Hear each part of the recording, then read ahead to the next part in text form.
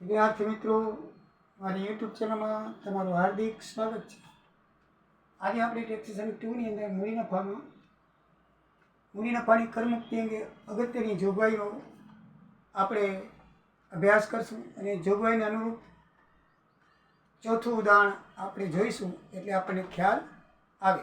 ચલો મિત્રો, આપણે વિશિષ્ટ કરમુક્તિઓ જોઈએ. આવી કરમુક્તિ શા માટે આપવામાં આવે છે? તો મૂડી બજારમાં નવા રોકાણોને પ્રોત્સાહન આપવાના ઉદ્દેશથી સરકાર વિશિષ્ટ કરમુક્તિનો લાભ આપવાની જોગવાઈ કરે છે. એમાં કલમ નંબર 1033માં આપેલું છે કે યુનિટ ટ્રસ્ટ ઓફ ઇન્ડિયાની યુનિટ સ્કીમ 1964 અન્વયે યુનિટ તારીખ 1/4/2 કે ત્યાર પછી યુનિટની ફેરબદલી કરવાથી થતો મૂડી નફો સંપૂર્ણપણે કરમુક્ત ગણાશે. એટલે યુનિટ 64ની ફેરબદલીનું થતું નુકસાન પણ અન્ય કોઈ આવક સામે માંડી વળાશે નહીં, એટલે કરમુક્ત ગણાશે. કોઈ નુકસાન સામે માંડી વળાતું નથી. પહેલાં આપણે જોયું હતું કે અમુક નુકસાન સામે 8 વર્ષ સુધી વાળી શકાય છે, પણ આમાં યુનિટ 64નું જે છે નુકસાન વાળી શકાતું નથી, પણ ફેરબદલી થવાથી મૂડી નફો સંપૂર્ણપણે કરમુક્ત ગણવામાં આવશે. નુકસાન નહીં વાળી શકાય પણ કરમુક્ત ગણાશે. બરાબર છે. પછી કલમ નંબર 1034A જોગવાઈ મુજબ સ્ટોક એક્સચેન્જમાં નહીં નોંધાયેલ શેરોની જે તે કંપની દ્વારા પરત ખરીદીને પરિણામે શેરહોલ્ડરને થતો નફો સંપૂર્ણપણે કરમુક્ત ગણાય. કંપની પોતાના શેરો બેક કરે, બાય બેક ફરીથી ખરીદે તો એમાં શેરહોલ્ડરને નફો થાય એ કરમુક્ત ગણાશે. કંપની બહાર પાડ્યા હોય ત્યારે શેરની કિંમત 10 રૂપિયા રહે અને પરત કરે ત્યારે 50 રૂપિયા કે 100 રૂપિયા હોય તો 90 રૂપિયાનો જે નફો થાય એ કરમુક્ત ગણવામાં આવશે. કલમ નંબર 1036 એ મુજબ કોઈ પણ કરદાતા દ્વારા 1/3/3 થી 28/2/4ના સમયગાળામાં માન્ય ઇક્વિટી શેરોની ખરીદી કરવામાં આવી હોય તો તેની ફેરબદલીથી ઉદ્ભવતા લાંબા ગાળાનો મૂડી નફો કરમુક્ત ગણાશે. એટલે કે 1/3/3 થી 28/2/4 એટલે 1 વર્ષમાં એમાં તમે જો માન્ય ઇક્વિટી શેરો ખરીદ્યા હોય તો એનાથી ઉદ્ભવતો મૂડી નફો કરમુક્ત ગણવામાં આવશે. કલમ નંબર 1037 મુજબ શહેરી વિસ્તારમાં સ્થિત ખેતીની જમીનનું ફરજિયાત સંપાદન કરવામાં આવ્યું તો તેને પરિણામે ટ્રાન્સફર કરનારને થતો મૂડી નફો સંપૂર્ણપણે કરમુક્ત ગણાશે. બરાબર છે. ખેતીની જમીનનું ફરજિયાત સંપાદન થયું હોય, બરાબર છે, વેચી નાખ્યું હોય, શહેરી વિસ્તારમાં હોવી જોઈએ, ગામડામાં નહીં, તો એ માટેની શરતો નીચે પ્રમાણે છે. ટ્રાન્સફર કરનાર એસએસસી વ્યક્તિ HUF હોય, એટલે કે હિન્દુ અવિભક્ત કુટુંબનો સભ્ય હોવો જોઈએ.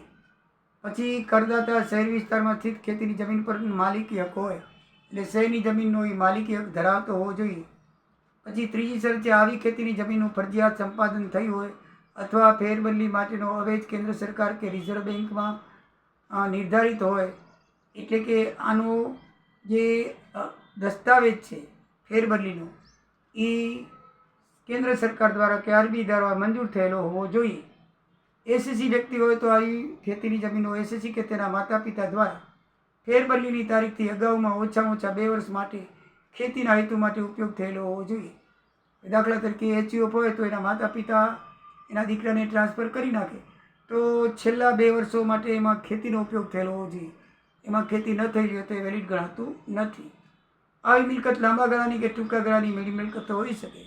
લાંબા ગાળાની કે ટૂંકા ગાળાની મિલકતો પણ ચાલે. આવો મૂડી નફો 31/3/4 પછી એસએસસીએ મળેલ વળતર, વધારાના વળતર સહિત કે અવેજને પરિણામે ઉદ્ભવ્યો હોવો જોઈએ. એટલે કે આવો મૂડી નફો 31/3/4 પછીનો હોવો જોઈએ અને કરદાતાને વળતર મળે ત્યારે અવેજના બદલામાં ઉદ્ભવ હોવો જોઈએ. એને એમને એમ દાન કરી કે બક્ષિસ કરેલો હોય તો નહીં, પણ સામે અવેજ લીધેલું હોય, એને વળતર મળેલું હોય, એના દ્વારા મૂડી નફો મળેલો હોવો જોઈએ. ઉપરોક્ત તમામ શરતોનું પાલન થાય તો જ આકારણી વર્ષ 5-6થી સંપૂર્ણપણે એ મૂડી નફો કરમુક્ત ગણાશે, નકે ગણાશે નહીં. બરાબર. આકારણી વર્ષ 19-20થી હવે માન્ય બજારોમાં નોંધાયેલ ઇક્વિટી શેરો, ઇક્વિટી ઓરિએન્ટેડ મ્યુચ્યુઅલ ફંડ યુનિટ્સમાંથી સંપૂર્ણપણે કરમુક્તિની જોગવાઈ રદ થઈ છે. એટલે સુધારી કલમ 112-38 હેઠળ ટ્રાન્ઝેક્શન ટેક્સને માત્ર સિક્યુરિટીની ફેરબદલીમાંથી ઉદ્ભવતો લાંબા ગાળાનો મૂડી નફો નીચે જણાવેલ ખાસ જોગવાઈને આધીન ગણાશે.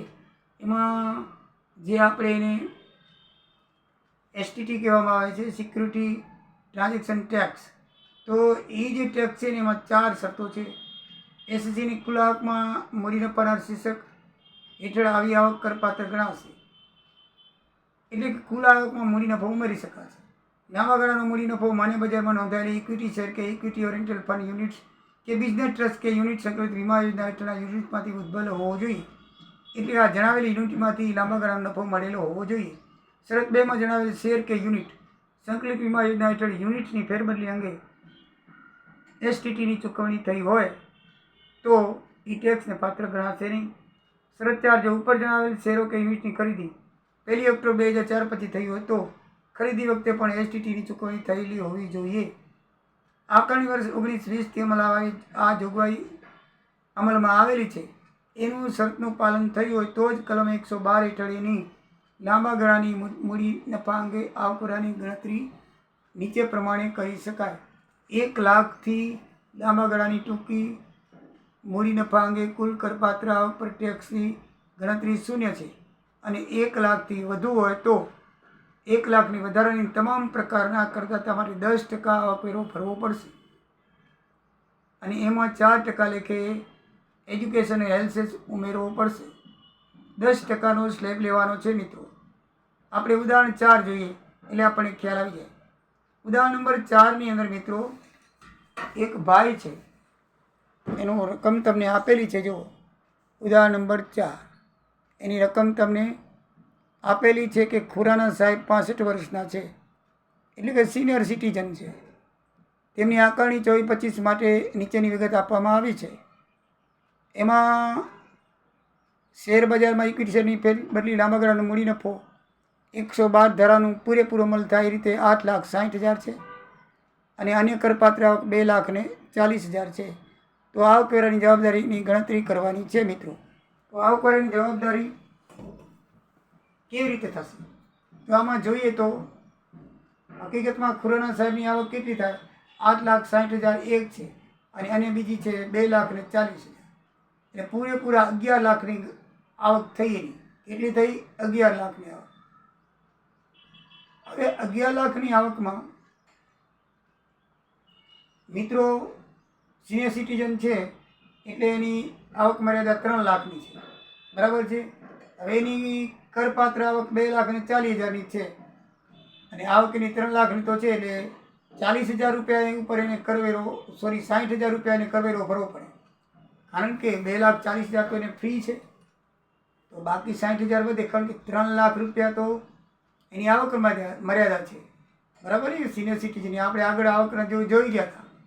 એટલે 3 લાખમાંથી 2,40,000 બાદ કરો એટલે 60,000 રૂપિયા એ તફાવત છે, એ લાંબા ગાળાનો મૂડી નફો કહેવાય. તો 8,60,000 જે 112 કલમમાં 8,60,000 લખ્યું છે એમાંથી મિત્રો 60,000 એને બાદ મળશે. કારણ કે 3 લાખ સુધી મર્યાદા છે એટલે એનો વેરો તો એ ભરશે નહીં. 2,40,000 છે અને બીજો 3 લાખ એનો આવક મર્યાદા છે એટલે 60,000નો ફરક છે એ તમે પહેલો જે નફો છે 112 એમાંથી બાદ થાય એટલે એને ભરવાના રહ્યા 8 લાખ રૂપિયા. આકારણી વર્ષ આવકવેરાની જવાબદારી આપણે 8 લાખ ઉપર કરવી પડશે. એટલા ઉપર 8 લાખ રૂપિયા. 11 લાખની આવક છે એમાંથી 3 લાખ એની બાદ કરી નાખો એટલે 8 લાખ ઉપર એને આવકવેરો ભરી તો સ્ટેપ 8 લાખનું આવે, બરાબર છે. તો પ્રથમ 1 લાખ કરમુક્ત છે, બાકીના રહ્યા 7 લાખ ઉપર 10% ભરવાનું કીધું છે. ઉપર લીધું છે કે 1 લાખ સુધી કોઈ ઉપર શરત જણાવેલી છે દાખલામાં, આપણે નિયમની અંદર હમણાં જોયું 1 લાખ સુધી મૂડી નફો કરમુક્ત છે એને 0 ટેક્સ ગણો. 8 લાખ ઉપર આપણે ગણતરી કરવાની હતી મિત્રો, એટલે 1 લાખ ઉપર 0 ટેક્સ છે. તો બાકીના 7 લાખ ઉપર બાકીના 7 લાખના 10%, બાકીના કેટલા થાય? 1 લાખ તો ફ્રી છે, બરાબર છે ને. આપણે નિયમમાં હમણાં જોયું 1 લાખ ફ્રી છે એટલે 8 લાખમાંથી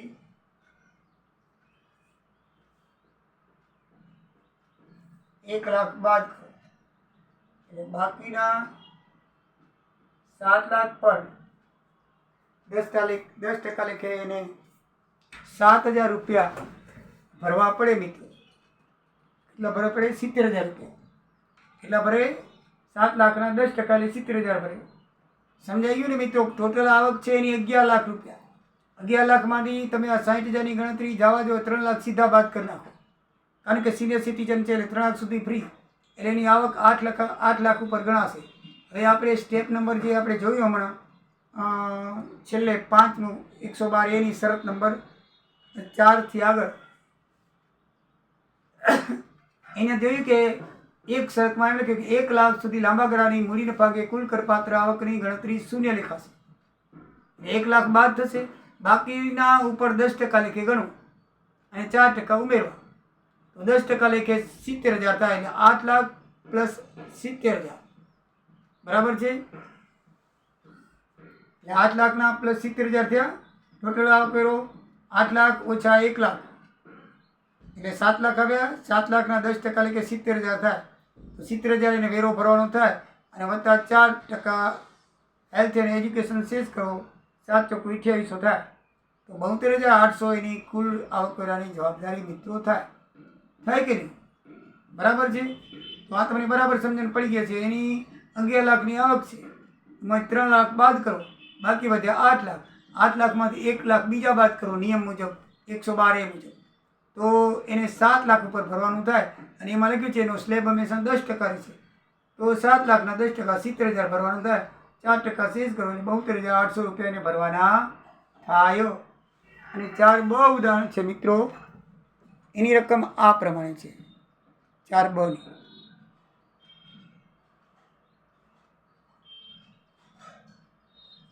બરાબર, 4 ની રકમ આ પ્રમાણે છે.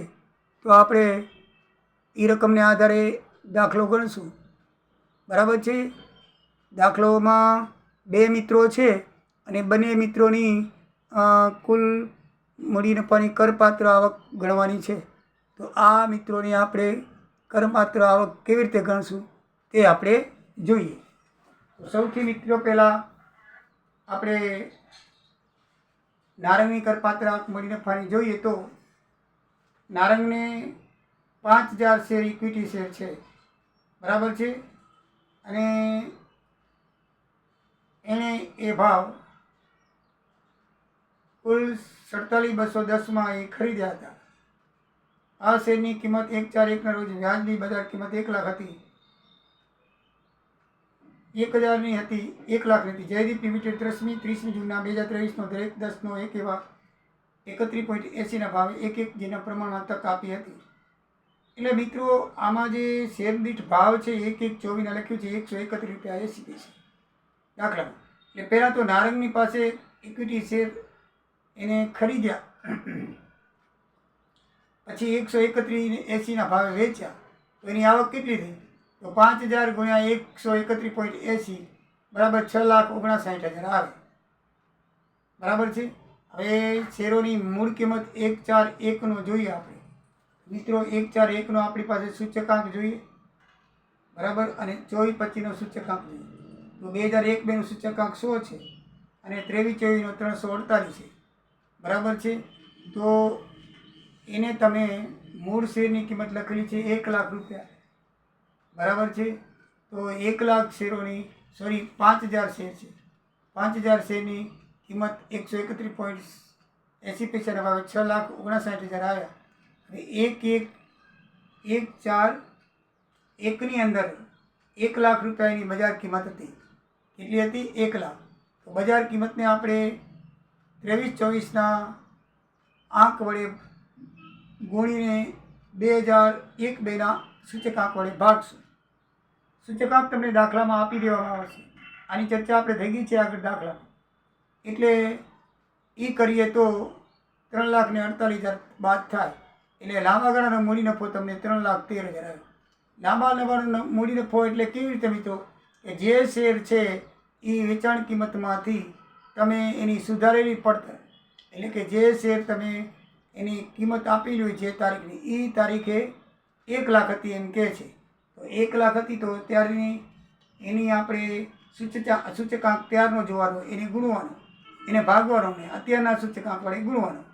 ત્યારનો સૂચકાંક 100 હતો એટલે 100 એ ભાગ્યા, અને હાલનો સૂચકાંક 348 છે એટલે આપણે એને ગુણ્યા. તો કેટલા આવ્યા? 3,48,000 બાદ કરી 13,13,000 લાંબા ગાળે કરમુક્તિ આવ્યો. એવી રીતે 3,000 હકનું શેર વેચાણ એમ જ થયું છે. એમાં ભાવ 138 રૂપિયા લખ્યો છે.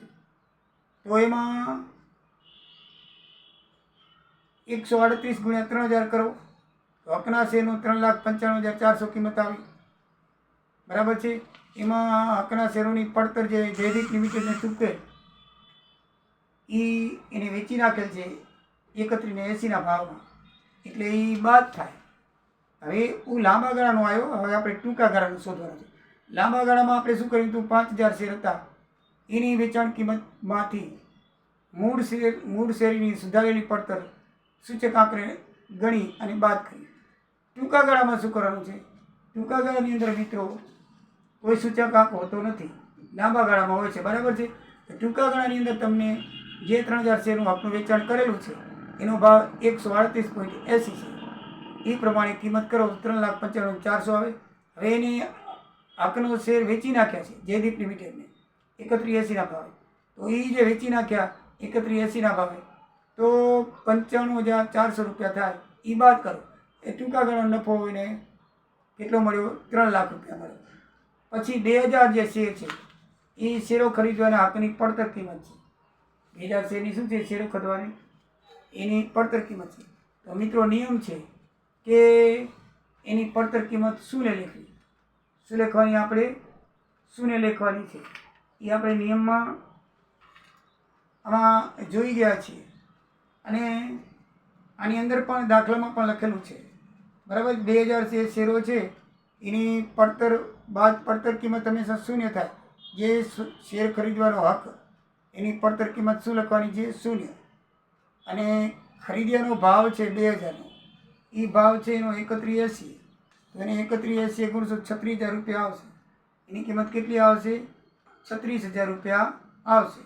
તો એ 36,000માં પડતર કિંમત શૂન્ય બાદ કરો તો 36,000 જ આવે. તો ટોટલ 3,36,000 બે ટૂંકા ગાળા થયા છે. એક થયો છે હકના શેરોની પડતર, અને બીજો છે 2,000 શેરો હકના ખરીદવાની પડતર. કારણ કે ટોટલ 5,000 શેરો હતા, એમાં 3,000ને એને હકના શેરનું વેચાણ કરી નાખ્યું. બાકીના 2,000 શેર છે એ હકની પડતર કિંમત પણ એ પ્રમાણે એનો જે ભાવ છે 131.80 ગુણ્યા 2,000 એટલે 36,000 આવશે. તો એ કિંમતમાંથી એની પડતર કિંમત બાદ કરીએ, શૂન્ય છે પડતર કિંમત આપેલી નથી. એ ટૂંકા ગાળાનો મૂડી નફો 36,000 આવશે. એ ટોટલ મિત્રો 3,36,000 ટૂંકા ગાળાનો મૂડી નફો આવશે. કેટલો આવશે? ટૂંકા ગાળાનો. એટલે લાંબા ગાળાનો પેલો આપણે બંનેના ટૂંકા ગાળાના નફા કર્યા. હવે ચોરંગીનો કરીએ. તો ચોરંગીના 2,000 શેરનો એને 2,000 શેર ખરીદવાનો હક આપ્યો હતો ને, એની કિંમત 131.80 છે. બરાબર છે. એટલે 2,000 ગુણ્યા 31.180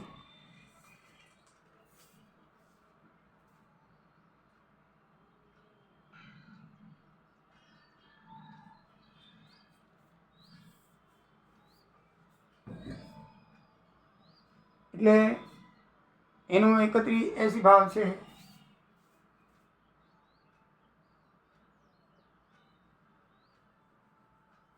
એ અહીંયા 131.80 ભાવે એને વેચાણ શેરો કરી દીધો છે. તો એને ગુણીએ તો 2,63,000 આવે. હવે પડતર કિંમતે 2,000 શેરની ખરીદી કિંમત 36,000 દાખલામાં લખેલી છે. વત્તા જયદીપને લિમિટેડને 31.80 ભાવે ચૂકવેલ કિંમત 2,000 ગુણ્યા 31.80 એટલે 63,600 રૂપિયા થાય. એટલે 63,600 અને 36,000 સરવાળો કરો 9,600 રૂપિયા થાય. એ 9,600 છે એની કિંમતમાંથી બાદ કરો. કઈ કિંમતમાંથી? 2,000 શેરની જે વેચાણ કિંમત છે એમાંથી પડતર કિંમત બાદ કરો બંને શેરની. તો 2,63,600માંથી 99,600 બાદ કરી તો ચૌરંગીનો 1,64,000 ટૂંકા ગાળાનો આવે, અને નારંગનો 3,36,000 ટૂંકા ગાળાનો આવે. અને લાંબા ગાળાનો નફો 3,13,000 આવે. એટલે મિત્રો લાંબા ગાળામાં સૂચકાંકનો ઉપયોગ કરવાનો છે. જે મૂળ કિંમત હોય એ ખરીદી કિંમતમાંથી સૂચકાંક પ્રમાણેની કિંમત બાદ કરો એટલે લાંબા ગાળાનો આવી જાય. ટૂંકા ગાળામાં સૂચકાંકનો કરવાનો નથી. એની જે વેચાણ હોય એની કિંમતે બાદ કરો અને એમાંથી એની પડતર કિંમત બાદ કરો, જે ભાવ આપેલો હોય તે, એટલે એની ટૂંકા ગાળાની આવી જાય. એકદમ ઇઝી ને સરળ છે. બરાબર છે. લાંબા ગાળામાં સૂચકાંકનો ઉપયોગ કરી જે કિંમત આવે એ બાદ કરો એટલે લાંબા ગાળાનો નફો આવી જાય. ટૂંકા ગાળામાં જે કિંમત આપી છે એ કિંમતમાંથી એની પડતર કિંમતનો જે ભાવ આપ્યો એ બાદ કરો એટલે ટૂંકા ગાળાનો આવી જાય. બસ લાંબા ગાળા અને ટૂંકા ગાળામાં આટલું જ કરવાનું છે. સમજણ પડી ગઈ હશે. નહીં સમજણ પડી હોય તો હજી આપણે આગળ દાખલા લેશું એટલે બરાબર સમજણ પડી જશે. તો મિત્રો આવજો. જય સિયારામ, જય દ્વારિકાધીશ.